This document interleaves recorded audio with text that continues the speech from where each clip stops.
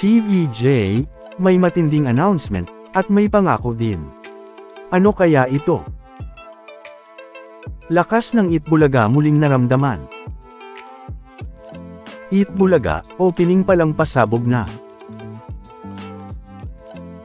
Isang pasabog na tatak Itbulaga nga ang napanood sa opening prod number ng Itbulaga, na kung saan ay kasama nga dito ang Maneuvers, Sex Bomb at ang EB Babes.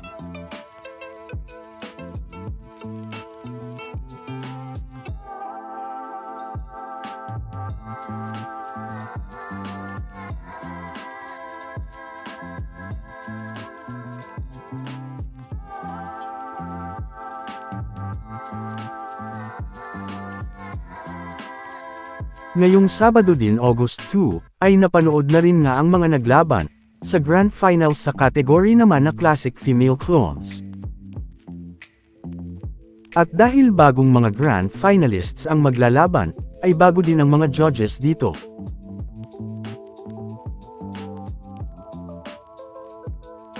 Na talaga namang muling sumakit ang ulo ng mga judges, sa galing ng mga Grand Finalists sa Classic Female Clones.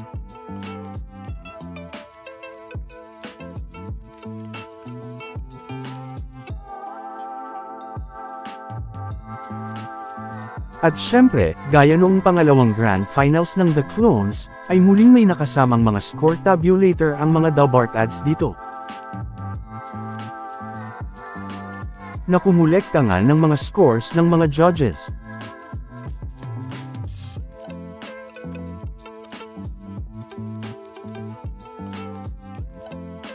Na kung saan nga, ay ang nanalo nga sa Grand Final sa kategory na Classic Female Clones, bilang second runner-up, ay ang ka-voice ni Shirley Bassey, na may score nga na 92.57%. Na kung saan ay mag-uuwi nga ng 20,000 pesos. Ang nanalo naman bilang first runner-up, ay ang ka-voice naman ni Bonnie Tyler, na nakakuha naman ng score na 92.71%. Na mag-uuwi naman ng 30,000 pesos.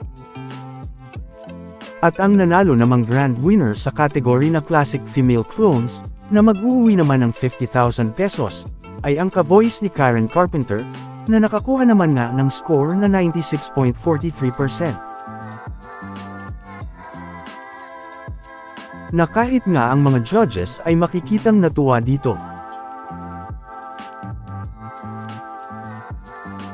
Samantala, talaga namang isang matinding announcement ang inanunsyo ng TVJ, para sa lahat ng mga Dabarkads. Una na nga dyan, ay hinanda na nga ni Boss Joey ang design para sa 47th anniversary ng Itbulaga sa 2026. Na makikita nga sa kanyang IG post. Ang pangalawa naman, ay ang sinabi ni Bossing na inaabangan na daw niya ang pag-abot ng Itbulaga sa 50 years. At hindi nga lang yan, dahil hindi nga lang 50 years, dahil 50 years and beyond ang dapat pang-abangan sa Itbulaga. Dagdag pa nga dito ni Bossing, na bukod nga sa pag-abot ng Itbulaga sa 50 years, ay isa pa ngang 50 years ang madadagdag dito ayon kay Bossing.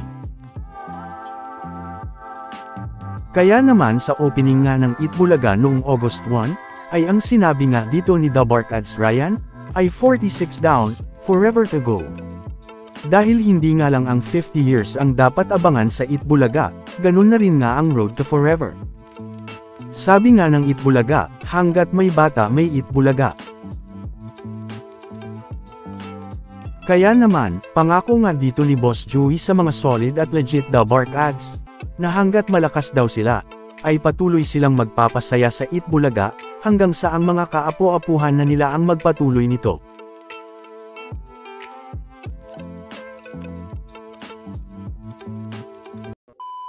Welcome back mga ka-highlights. Bago tayo magpatuloy ay maaaring mag-subscribe at i-click ang notification bell para updated kayo sa mga susunod pang videos, at paki-like na rin ang video, share at mag-comment na rin. Maraming salamat po. At dahil extended nga ang 46th anniversary celebration ng Itbulaga sa October, sa kanilang Sugod Sydney, ay hindi nga lang ang Sugod Sydney ang dapat abangan sa Itbulaga, dahil sugod abroad nga ito ng Itbulaga, ay dapat din ng abangan ang pagsugod ng Itbulaga sa iba pang mga bansa.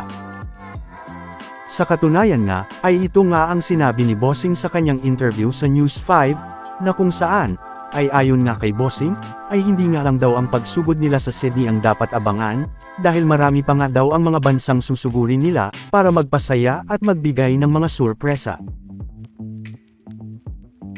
At kung saan-saan nga yan, ay yan nga ang dapat nating abangan sa Itbulaga. Samantala, muli na naman ngang naramdaman ang lakas ng Itbulaga ngayong Sabado, dahil sa katunayan nga, ay 42 minutes pa lang pagkatapos magsimula ang YouTube livestream ng Itbulaga, ay makikitang may mahigit 87k na nga agad, ang dami ng nanonood dito. At sa kaparehong oras, ay makikitang may mahigit 23k naman, ang dami ng nanonood sa Showtime. Isang oras naman pagkatapos magsimula ang YouTube livestream ng Itbulaga, ay makikitang may mahigit 122k na nga, ang dami ng nanonood dito. At makikitang may mahigit 60k naman, ang dami ng nanonood sa Showtime sa kaparehong oras pa rin.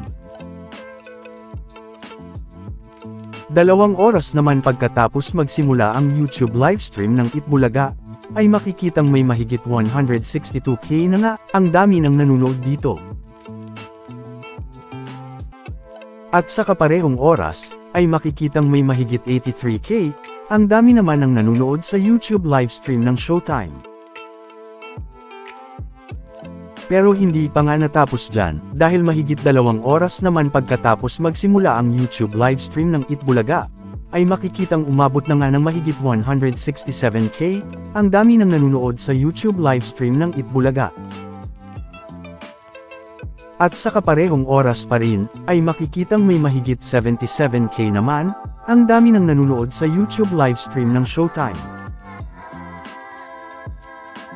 Natandaan, na kinunan natin ito sa kaparehong oras para patas at walang dayaan. O mula 11:55 PM, hanggang 1:45 PM. Na kung saan, ay muli ngang naramdaman ang lakas ng Itbulaga ngayong Sabado, na talaga namang panalo na naman sa lakas at sa dami ng mga nanood at tumutok dito. Samantala, ano naman ang mga masasabi nyo, patungkol sa mga napag-usapan natin, sa video na ito?